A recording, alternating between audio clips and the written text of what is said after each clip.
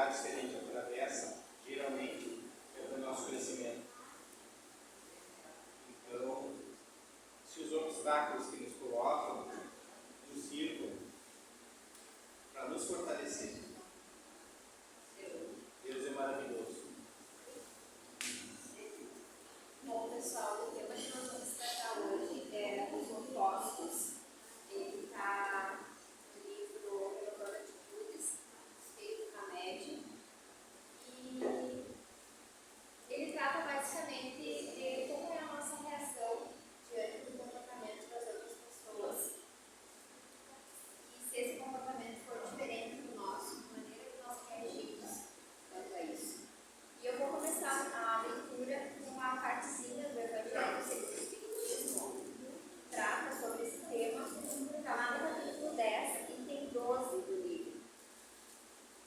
Como continuassem a incomodá-lo, ele se ergueu e lhes disse: aquele dentre vós que estiver sem pecado, que atire a primeira pedra. Depois, abaixando-se de novo, continuou a escrever sobre a terra. Aquele dentre vós que estiver sem pecado, que atire a primeira pedra. Assim, enunciou Jesus Cristo diante da mulher surpreendida em adultério. Ele conhecia a intimidade das criaturas humanas e as via como um livro completamente aberto. Sabia de suas carências e necessidades, condizentes com seu grau evolutivo, bem como conhecia todo o mecanismo proveniente de sua sombra. Quer dizer, a soma de tudo aquilo que elas não desejam ter e ver em si mesmas. O termo sombra foi desenvolvido por Carl Jung, eminente psiquiatra e psicólogo suíço, para conceituar o somatório dos lados rejeitados da realidade humana, que permanecem inconscientes por não querermos vê-los. Jesus sabia que todos ali presentes fariam daquela mulher um bode expiatório, para aliviar suas consciências de culpa, projetando sobre elas seus sentimentos e emoções não aceitos e apedrejando-na sumariamente conforme as leis da época. Em consequência, todos ali reunidos sentiriam momentaneamente um alívio ao executá-la, ou mesmo livres do pecado, pois nela seriam projetados os chamados defeitos repugnantes e desprezíveis, como se dissessem para si mesmos: não temos nada com isso. O mestre, porém, induziu-os a fazer uma introspecção, impulsionando-os para uma viagem interior, indagando: quem de vós não tem pecados? Somos a todo instante tentados a encobrir nossas vulnerabilidades ou pontos fracos, por não aceitarmos ser natural que parte de nós é segura e generosa, enquanto outra duvida e é egoísta. Faz-se necessário admitirmos nossos pecados, porque somente desta forma iremos confrontar-nos com nossos sócolos fechados e promover nosso amadurecimento espiritual. Admitindo nossos lados positivo e negativo, em outras palavras, a nossa polaridade, passaremos a observar nossa ambivalência, rejeitando assim as barreiras que nos impedem de ser autênticos. Urge que reconheçamos nossa condição humana de pessoas em processo de desenvolvimento evolucional. Ao assumirmos, porém, nossos opostos como elementos naturais da estrutura humana,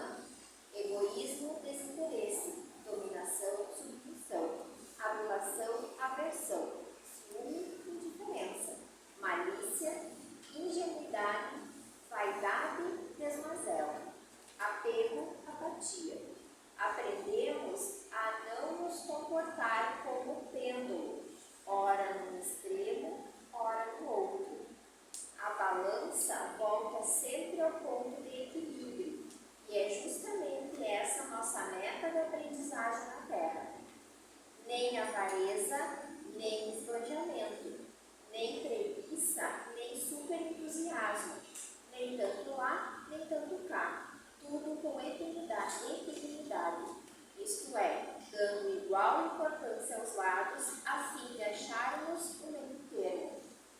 As polaridades unidas formam a totalidade ou a unidade, mesmo porque nossa visão depende de ambas as partes unidas, para que nossas observações e estruturas não sejam claudicantes. Em suma, unir as polaridades em nossa consciência nos torna unos ou seres totais. Com essa determinação, vamos adquirir um bom nível de permeabilidade e conseguir transcender os limites e interligar nossos opostos, atingindo um estado de consciência elevada, o que permitirá que nosso consciente e nosso inconsciente se fundam numa unidade total. Segunda-feira passada, no nosso estudo, a gente desenvolve o tema, discute o tema e geralmente entram as questões que a gente tem dificuldade, né? Ou não tem entendimento. Então a gente acaba trocando uma ideia das possibilidades. E o meu comentário foi para a Zete, até nós estávamos comentando isso, que é preciso a gente passar pelas dificuldades, a gente precisa do sofrimento para poder enxergar a alegria, a felicidade.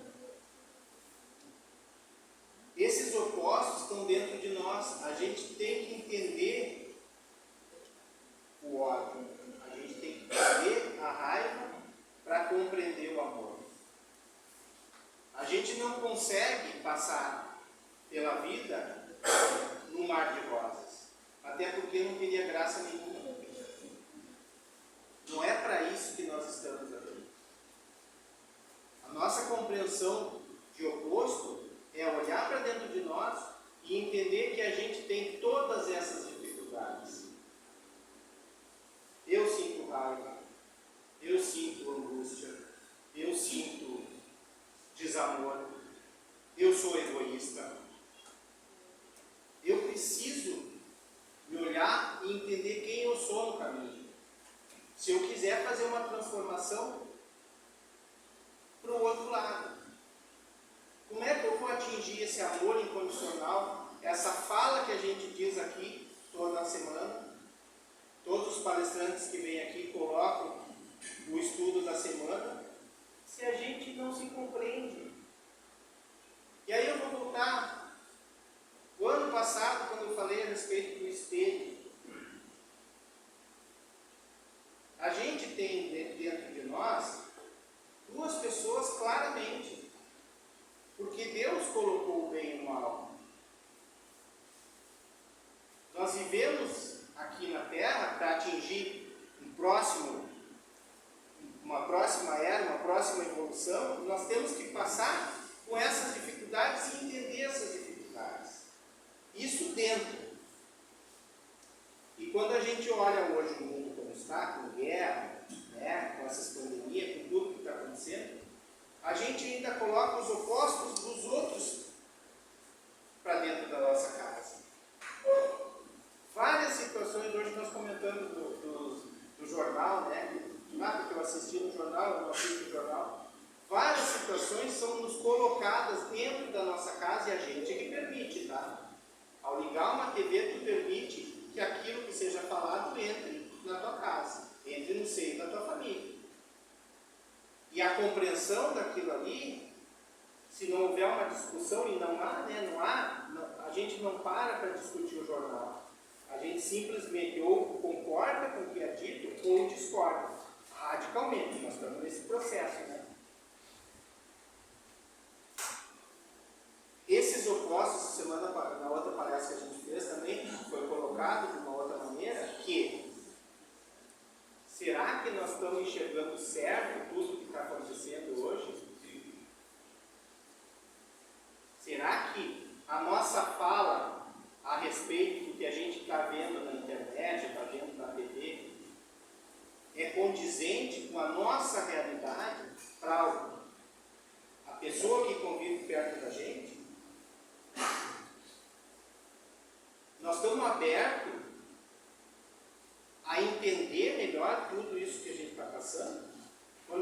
fala que isso tem um quê grande de espiritualidade, que está envolvido, que nós precisamos fazer essa passagem, nós estamos enxergando dessa maneira? Eu me reconheço como uma pessoa que estuda espiritualidade, entende a espiritualidade para entender que hoje tem pessoas passando fome, tem pessoas desempregadas, tem pessoas sendo acusadas, hoje nós comentamos também a respeito disso no estudo, sendo acusada de crimes que não cometeram, e a gente pega um lado, pega outro, eu vou por esse lado aqui, tem que pagar. Gente, isso está dentro de nós. Nós estamos carregando os opostos. A gente está permitindo que os opostos... Qual é o meu oposto que eu quero mostrar mais? A minha raiva quando uma pessoa não me atende bem no supermercado? Essa semana também aconteceu. Eu fiz o meu pacote no supermercado. Não me caiu nenhum pedaço. E tinha o empacotador na caixa do lado conversando com a caixa. É minha responsabilidade cobrar o empacotador? Ou é do dono do supermercado? Eu demonstrei raiva? Não. Eu analisei uma situação que não é um trabalho correto que está sendo feito. Por quê? Pelo empregado, pelo dono da firma, que me presta um serviço, porque se eu entro no supermercado, eu entro porque ele me presta o serviço de me vender. Eu me segurei. Me deu um grauzinho de revolta? Deu. Porque ali naquela ponta, quando a gente paga o supermercado, é o pior momento de qualquer pessoa. Enquanto a gente está botando no carrinho, é maravilhoso, porque tu escolhe a marca, eu como esse aqui, não sei o quê. Mas quando enxerga o valor que vai pagar, é ali que a gente toma o bate. E sempre foi assim, né? Então é a hora em que tu melhor precisa atender o teu cliente. Então eu tenho como funcionário do supermercado mostrar o meu melhor lado. Funcionário de loja, mostrar o meu melhor lado. Qualquer trabalho, porque a gente presta serviço. Quando eu me dedico a entregar alguma coisa para alguém que está necessitado, está carente, eu não posso comprar aquilo como uma obrigação. Eu não posso fazer do meu ato, que seria uma coisa legal, uma coisa boa, um ato de contra-receptivo para mim. Eu não vou criar mais nada de bom. Então a gente tem que pesar dentro da gente o que é válido para eu distribuir. O meu jardim na minha casa é maravilhoso. Eu cuido do meu jardim, eu rego, eu boto o adubo, tudo maravilhoso. Mas a minha vizinha não conversa com ela. Qual é a imagem que eu estou passando? É do meu jardim ou a minha imagem? É disso que a gente fala, gente. E as nossas palestras todas aqui, elas têm uma sequência tão clara nesse livro, que é tudo a mesma coisa no final. É como a gente está se transformando, é como a gente quer se transformar. É qual o objetivo da nossa vida. Qual é a melhoria que eu posso me dar, como ser humano, para que eu consiga conviver melhor com a Karine que está do meu lado. Para que eu chegue aqui e me apresente de uma maneira agradável para vocês. A coisa tem que ser melhor sempre. E a gente tem as nossas brincadeiras aqui, né? Porque a gente faz as nossas reuniões, a gente fala uma coisa do outro, tal coisa, que nos engrandece a cada momento, nos torna mais humanos. E é por isso, novamente, que eu volto a falar a respeito das dificuldades que a gente precisa passar. E aí, às vezes a gente não entende, né? Por que que isso está acontecendo comigo?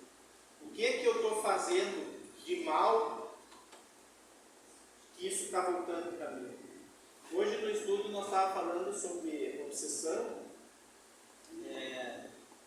sobre o obsessor que usa uma pessoa encarnada para atingir uma terceira pessoa, né?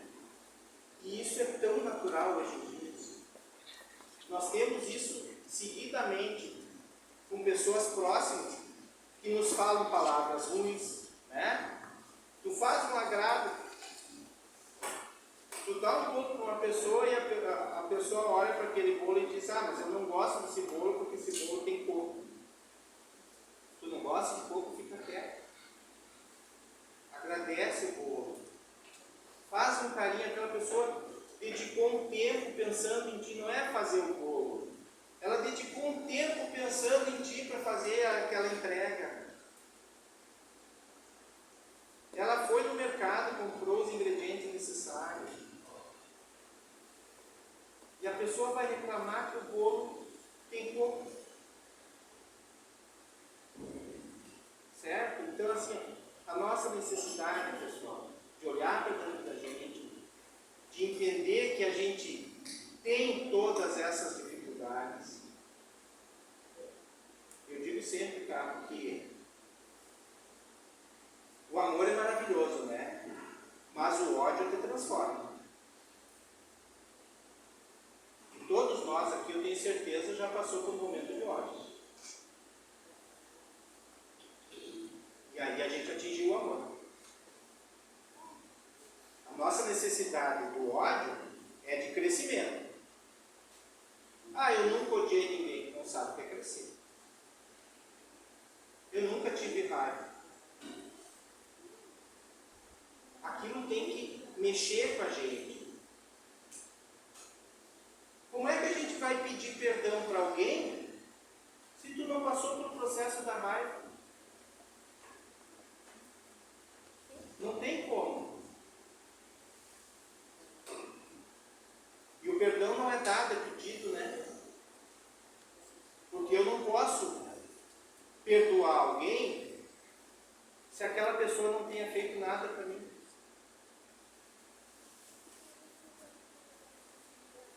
Então a gente passa, a gente aprende, a gente se recupera, para ali na frente respaldar de novo. Porque nem sempre o sapato é novo, gasta. A gente vai respaldar. E aí fala sobre o pré-julgamento, é isso, né? A gente tem a mania de pré-julgar, ou de julgar, ou de dizer que aquilo não é assim. Gente, para a outra pessoa é assim. Aceita.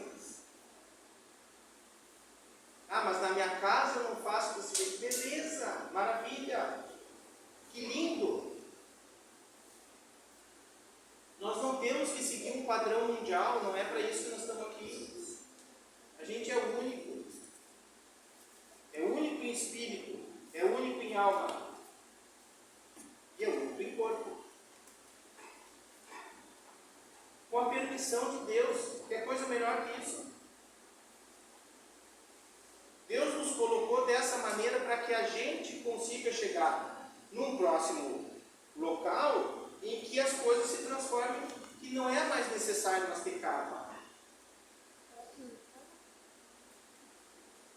Essa é a nossa ideia de busca. Aí diz assim, porque na vida passada, não teve vida passada, gente. É uma vida única, é um espírito único. De várias e várias e várias e várias vezes que a gente está vindo neste espírito. Eu estou mudando a roupa, a carne. Então é esse espírito que tem o valor. Ah, mas eu não vou cuidar mais do meu... Não, gente. Vamos cuidar do corpo, vamos cuidar da mente, vamos estudar, vamos ler coisa boa, vamos assistir coisa boa. Mas a minha verdade que eu digo aqui não é a verdade audiência que faz as palestras junto com a gente. Cada um de nós tem uma verdade. Ah, mas eu brigo pela minha verdade. Até amanhã. Porque amanhã a tua verdade pode não ser mais a verdade verdadeira. Porque a verdade é mutável. A única verdade que não é mutável é aquela de trás, que ficou. Mas eu não quero olhar para trás agora. Não é minha ideia buscar o meu passado para trazer aqui e eu me lamentar. A minha ideia é eu olhar para frente. Então a minha verdade é essa de hoje. A próxima palestra que eu fizer, que eu falar alguma outra coisa diferente aqui, é porque aquela é outra verdade, porque essa aqui já não é mais a verdade que eu estou falando. Porque eu tenho dentro de mim os opostos. E eles brigam todos os dias. Todos os dias eles brigam comigo. Só para acalmar, eu tenho uma ovelha que ela encasquetou que ela quer morrer atolada. Todo dia eu tenho que procurar ver que ela está dentro da sangue atolada. É uma luta. Entende? É esse tipo que eu digo. Eu olho para ela, exatamente. Eu olho para ela e digo assim, ela quer me tirar do sério. E eu estou ali lutando. É engraçado, é quando eu já olho para ela, eu já sei que ela sair para me chatear. Tá, pessoal? Então, assim, ó, essa questão dos opostos, e hoje muito grandemente, vamos olhar para dentro de nós, em primeiro lugar, para ver esses opostos que a gente carrega, para depois a gente começar a analisar os opostos externos. Que todos aqui nós somos opostos. As pesquisas da atualidade analisaram as metades do cérebro e chegaram à conclusão de que cada uma tem funções, capacidades e suas respectivas áreas onde atuam as diferentes responsabilidades da psique humana. O lado esquerdo cuida da lógica, da linguagem, da leitura, da escrita, dos cálculos, do tempo, do pensamento digital e linear e do lado direito do corpo, entre outras coisas. Enquanto o direito se prende a percepções da forma, da sensação do espaço, da intuição, do simbolismo, da atemporalidade, da música, do olfato e do lado esquerdo do corpo, entre outras funções. Usar a totalidade cerebral é ter uma visão real da vida que nos cerca. Portanto, com apenas metade do cérebro, teremos a bipartição da verdade, ou melhor, a não conexão dos opostos. O Mestre afirmou-nos: eu e meu Pai somos um, querendo dizer que ele era pleno, pois enxergava todo o universo como um todo, através da sua consciência iluminada e integralizada. Jesus não agia dividindo em vários opostos, não pensava e não sentia como homem ou mulher, mas como um espírito eterno. Não visualizava o interior e o exterior. Antes, observava o universo e a nós por inteiro, dentro e fora, alimentando que o reino de Deus e as muitas moradas da casa do Pai estavam no exterior e, ao mesmo tempo, no interior. Por isso, não há nada a corrigir ou a consertar em nós, a não ser melhorar a nossa própria forma de